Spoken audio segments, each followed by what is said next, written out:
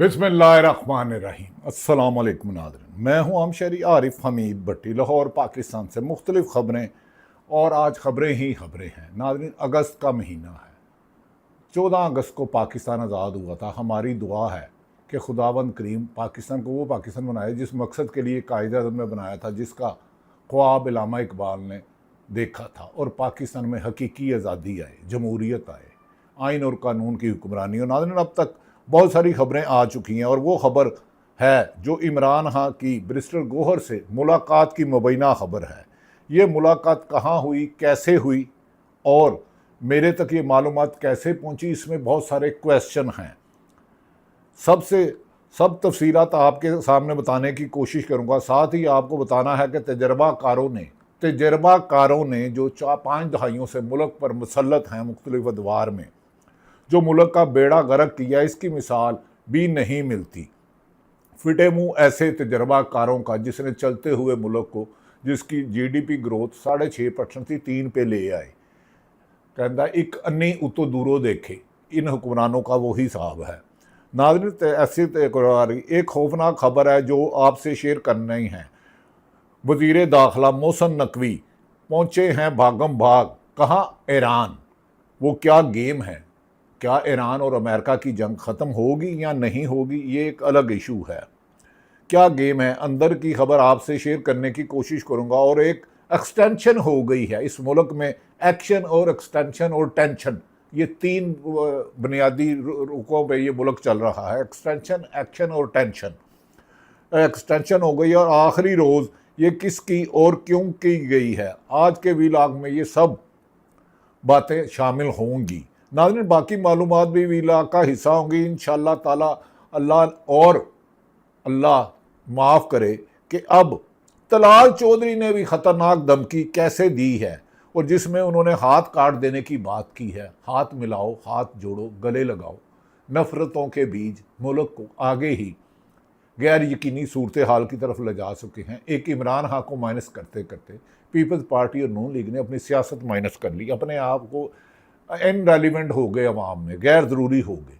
अपनी जमात में भी ये लोग इनरेलीवेंट हो गए, सिर्फ रिमोट कंट्रोल से इन्हें चलाया जा रहा है। सबसे पहले बात करते हैं कप्तान की।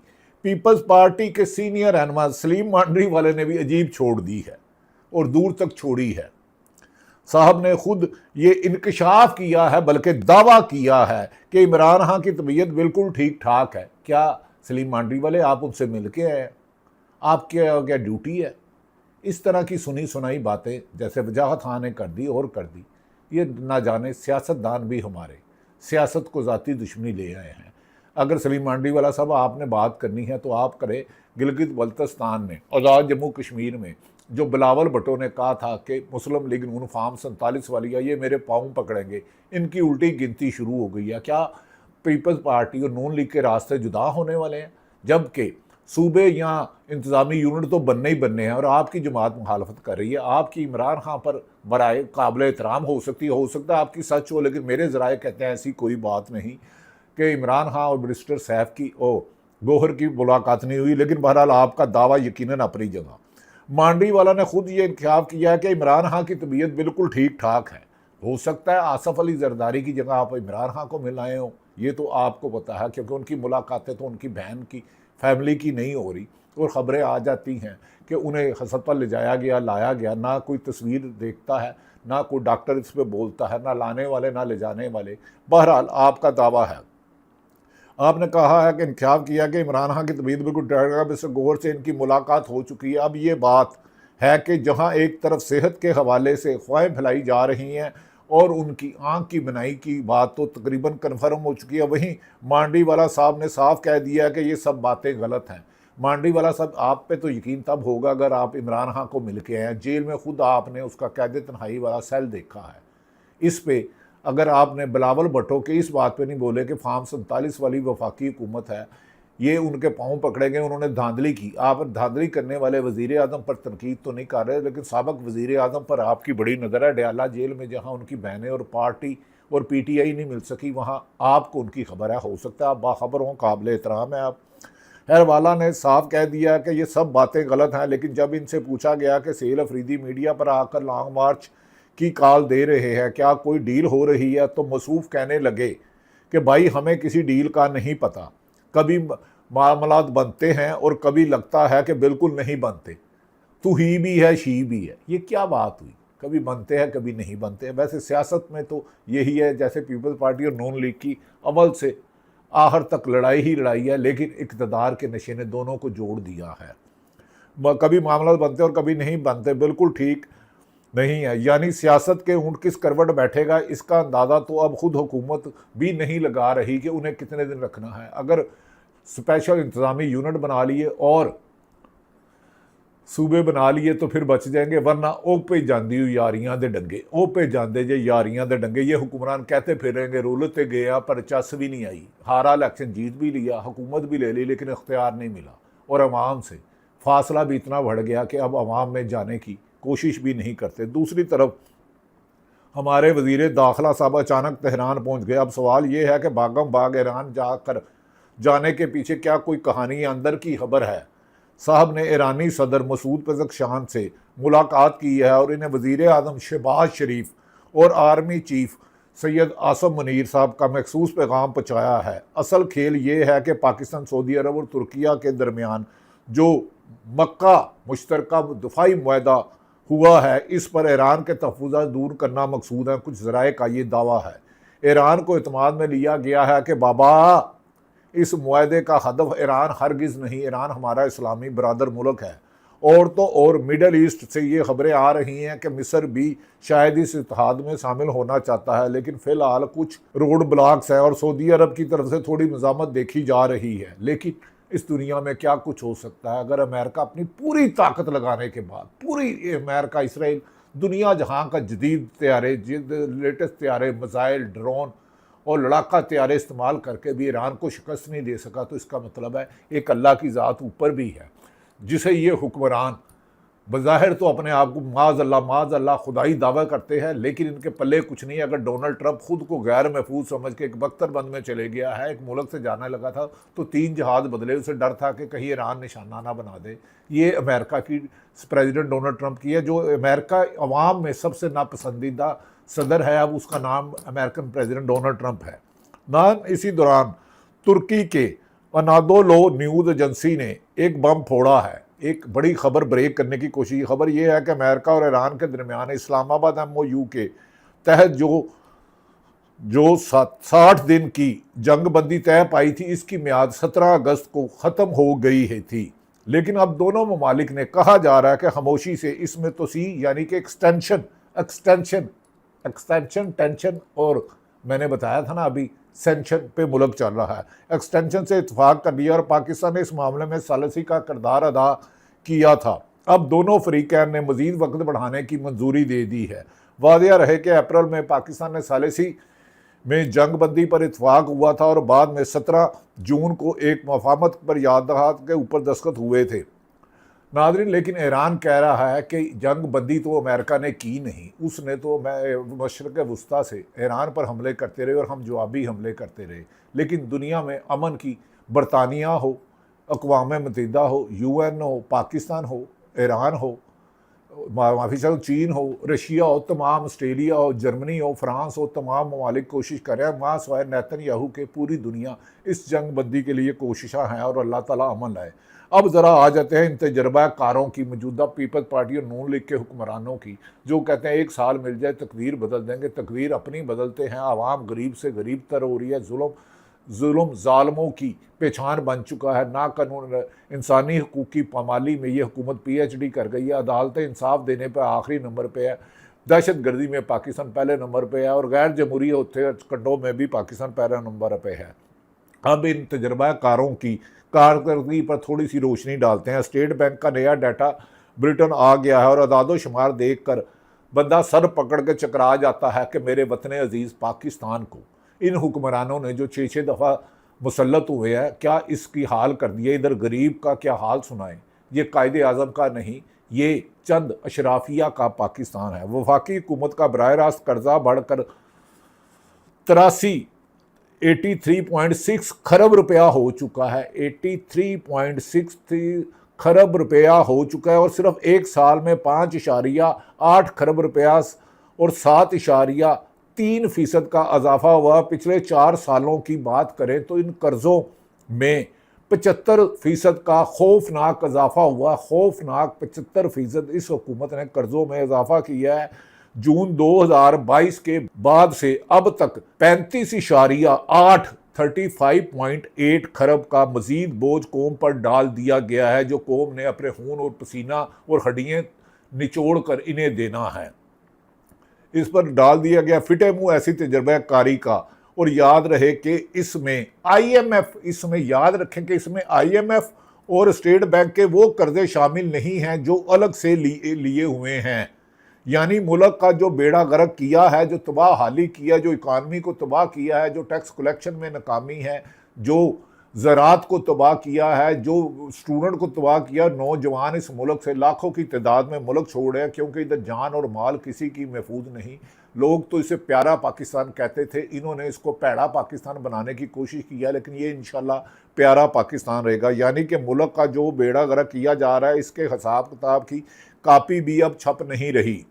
मुल्क का ये हाल है कि सिंध में अलग तमाशा लगा हुआ है। साबिक वज़ीर आला काइम अली शाह, जो बरतानिया दौर के वज़ीर आज़म थे, की बेटी रिटायरमेंट से ठीक चंद घंटे पहले उन्होंने जनाह अस्पताल में 3 साल के लिए प्रोफेसर तैनात कर दिया। उन्हें रिटायरमेंट से चंद दिन पहले जनाह अस्पताल में 3 साल के लिए प्रोफेसर तैनात कर दिया। अन्ने मंडा रेहोड़ियाँ पोपो अपने नौजवान जो MA PhD करते हैं उन्हें नौकरियां नहीं मिलती, और यहाँ सारी उम्र करके 60 साल बाद भी इनका पेट नहीं भरा पीपल्स पार्टी और नून लीग के लीडरशिप का, कि 60 साल बाद भी 3 साल के लिए इनकी तैनाती। क्या जब शोर मचा तो वज़ीर आला सिंध मुराद अली शाह साहब सफाइयाँ देने मैदान में आ गए और कहने लगे जी ये तो कानून के मुताबिक कॉन्ट्रैक्ट पर हुआ है।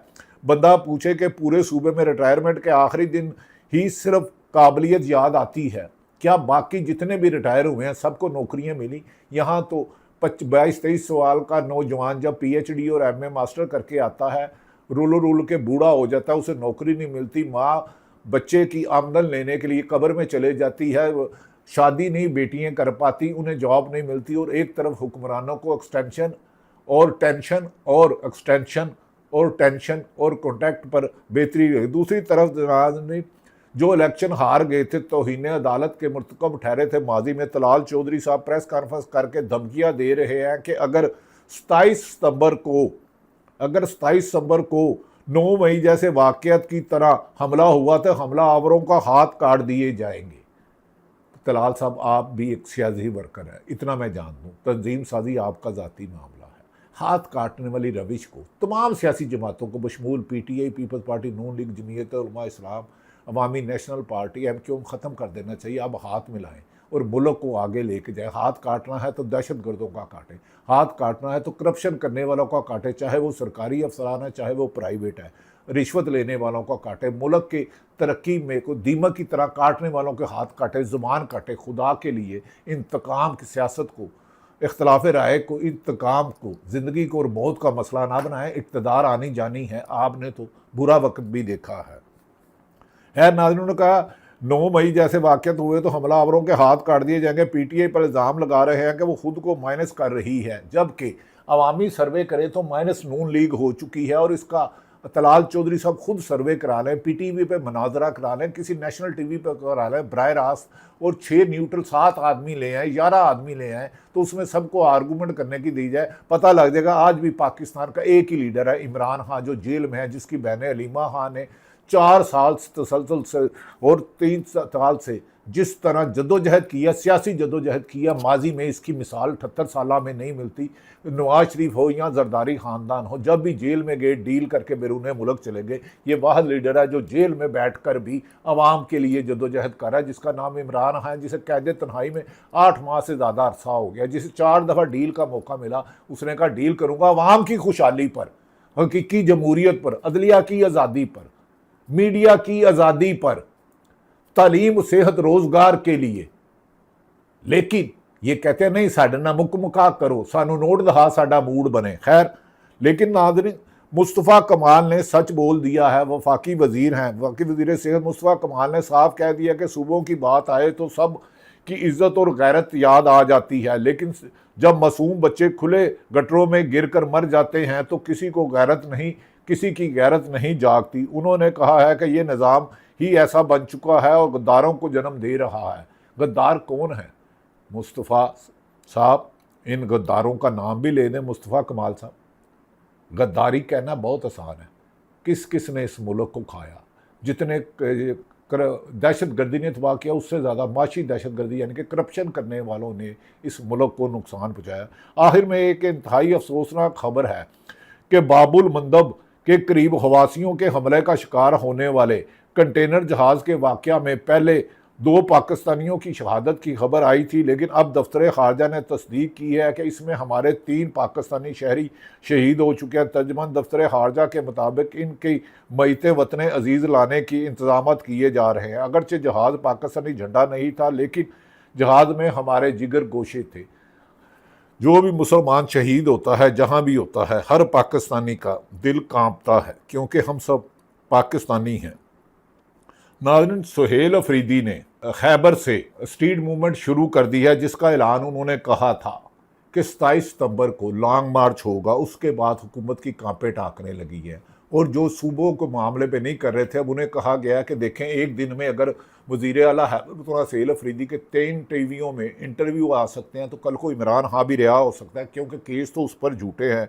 सिर्फ अदालतों को इंडिपेंडेंट करना है और इमरान खान के रिहाई यकीनी नज़र आएगी। नाज़रीन, आखिर तक देखिए, अब क्या इमरान खान और पीटीआई पर एक नकब लगाने की तैयारी की जा रही है, जो पहले भी 4 साल से नाकाम हुए, आगे भी ना मुराद और नाकाम होंगे। यूट्यूबर प्रोग्राम करने वाले एक सहाफ़ी ने दावा की है, खबर दी है कि उन्होंने इमरान खान जेल में अकबर बाबर को पैगाम भेजा है कि इमरान खान जब भी जेल से बाहर आए तो सीधा उनके घर जाएंगे। नाज़रीन, मेरी इमरान खान से खुद कई दफ़ा बात हुई। इमरान खान की अकबर बाबर की इतनी हैसियत भी नहीं है कि उनका इमरान खान नाम भी नहीं सुनना पसंद करते, नाम लेना भी नहीं पसंद करते, सुनना भी नहीं पसंद करते। उनकी अहमियत इतनी है जितनी कि 8 फरवरी 2024 के इलेक्शन थी, जिसे ना पाकिस्तानी अवाम मानता है, ना इंटरनेशनल मीडिया मानता है, ना गैर जानिबदार हल्के मानते हैं। सब कह रहे हैं कि 8 फरवरी 2024 को मुस्लिम लीग नून इलेक्शन आ रही थी, 9 को RO के रिजल्ट में जीत गया था। तो लिहाजा इस खबर की, अकबर बाबर की, जैसे आटे में नमक जितनी भी हैसियत नहीं है, आटे में तो नमक फिड़ा है। अकबर बाबर जैसे लोग को बंदा अगर स्टॉप पे खड़ा हो तो अगर किसी से पूछे कि जनाब वैगन कितने जाती है, वो अकबर बाबर को देखता है, उन्हें कहते हैं अपने मौसम कश आदमी है, वो रास्ता बदल लेता है। तो अकबर बाबर की इतनी हैसियत नहीं है। पल्ले नहीं तेला ते कर दी मेला मेला, गुआच गया तेरा लेला। खैर नाज़रीन, ये बातें तो उनकी अपनी तरफ हैं, सोशल मीडिया पर चल रहा है।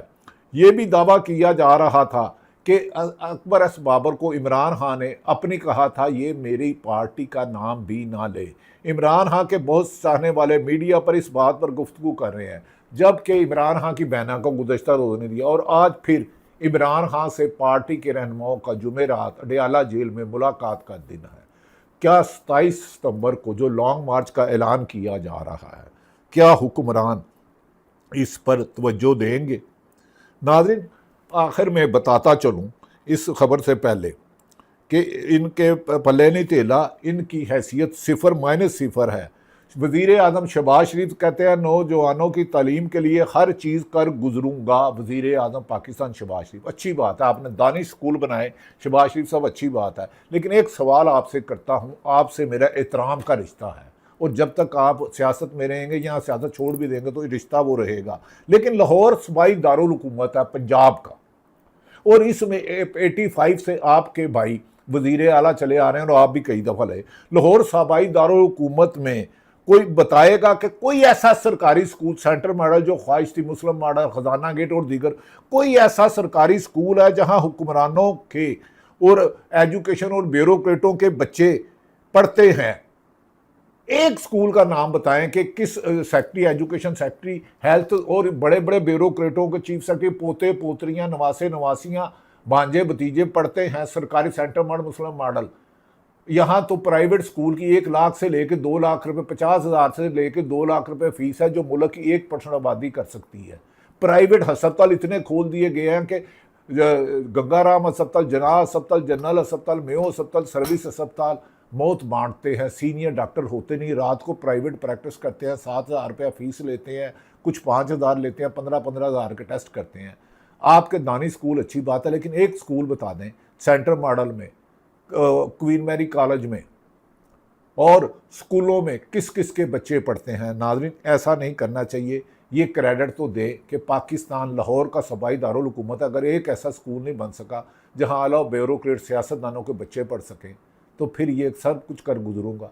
आप सिर्फ हस्पतालों में डॉक्टरों की, प्रोफेसर साहिबान की, डॉक्टर बहुत मुकद्दस पेशा है और मैं हर डॉक्टर का एहतराम करता हूँ, इनकी प्राइवेट प्रैक्टिस बंद कर दें और हस्पताल के हालात बेहतर हो जाएंगे। उन्हें 24 घंटे अस्पताल है, बेशक उनकी तनख्वाह 5 गुना बढ़ा दें, प्रोफेसर की, एसोसिएट प्रोफेसर की, असिस्टेंट प्रोफेसर की, रजिस्ट्रार की, एमओ की, लेकिन इनकी प्राइवेट प्रैक्टिस बंद कराए।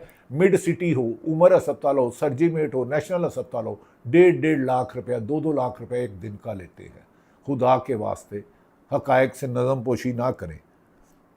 दूसरा, पाकिस्तान की आवाम की लोड शेडिंग से बेड़ा गर्क हो चुका है हुक्मरान, लेकिन इसमें आईपीपीज़ के साथ जो अरबों रुपए कैपेसिटी पेमेंट में मुफ्त का दे रहे हैं, गरीबों की बिलों में हाथों में डाके डालकर आईपीपी को पैसे देने वाले, एलपीजी वालों को पैसे देने वाले, शुगर माफिया को पैसे देने वाले हुक्मरान, 25 करोड़ आवाम की जो 99% अक्सरियत आबादी है, उनके लिए भी कोई पॉलिसियाँ बनाएंगे। नाज़रीन, तमाम हकायक आपके सामने रखे। आज इमरान खान से मुलाकात का दिन है। उनकी बहनों ने कहा कि उस पर जो कहा जा रहा है कि उनका बीपी शूट है, ये खबर गलत है और टाउट है। उन्हें अलीमा साहिबा, आपको ये नहीं कहना चाहिए। साफ़ी खबर देता है, जो टाउट है अल्लाह उनका बेड़ा गर्क करे। खबर गलत भी हो सकती है, लेकिन इसमें सारी जिम्मेदारी हुक्मरान है। अगर वो सुबह इमरान खान की फैमिली की मुलाकात करा दे तो तमाम अफवाहें जड़ से उखड़ जाएंगी और पता लग जाएगा इमरान खान की सेहत ठीक है। पाकिस्तान जिंदाबाद।